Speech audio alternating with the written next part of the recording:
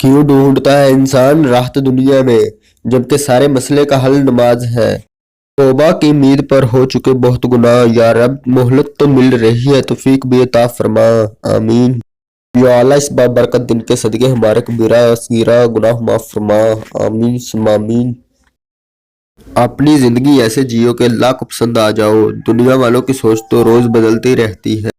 تکلیف میں صبر سے کام لو، کیوں نہ کہ سونے کو آگ سے آزمایا جاتا ہے اور مومن کو تکلیف سے۔ جب تم کسی میں کوئی عیب دیکھو تو اسے اپنے اندر تلاش کرو، اگر اسے اپنے اندر پاؤ تو اسے نکال دو، یہ حقیقی تبلیغ ہے۔ مجبوروں کی مجبوریاں دور فرما اور اپنی رحمت کے صدقے ہر گھر میں خوشیوں کی بارش عطا فرما، آمین۔